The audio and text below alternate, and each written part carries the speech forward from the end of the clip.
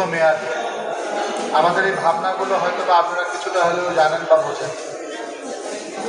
দেখেন, আমাদের সাথে যারা কাজ করছে তারা কিন্তু সকলে তরুণ প্রজন্ম, এবং আগামী আমরা হয়তোবা আমরা জানি যে আমরা যে কনসেপ্ট নিয়ে কাজ করতেছি, যে বিশ্বাস নিয়ে কাজ করছি, সেটা আসলে আমাদের বয়সে যারা আছে তারা আসলে সহজেই আমাদের এই কথাগুলোকে তারা গ্রহণ করতে চায় না।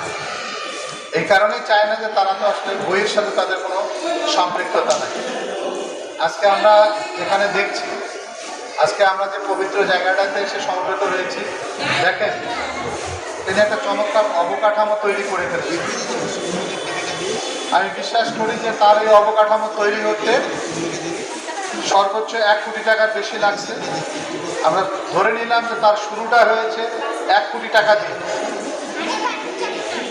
তাহলে এত চমৎকার একটা অবকাঠামো তিনি তৈরি করেছেন, যেটা আমাদের এই উত্তরবঙ্গে আমরা দেখেছি গাইবান্ধায়, তারপরে আমরা এরকম একটা দেখছি।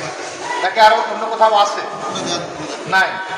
অর্থাৎ তিনি কিন্তু একটা স্থায়ী আমাদের জন্য একটা মন্দির নির্মাণ করে গেছেন বা করেছেন, যেখানে বসে আমরা আসলে বিভিন্ন সনাতন ধর্মের মানুষগুলো আজকে কিন্তু সময় কাটাতে পারছি। আমরা যে আন্দোলনটা করছি, আমরা যে সংগ্রামটা করছি, সেটা হলো যে আমরা চাচ্ছি যে আমাদের সনাতন ধর্মের মানুষগুলো যেন তাদের কিছু ত্রুটি বিচ্যুতি থেকে উদ্ধার হয়ে বা সরে এসে এই ধরনের কোনো চিন্তা ভাবনার সাথে তারা যেন সম্পৃক্ত হয়।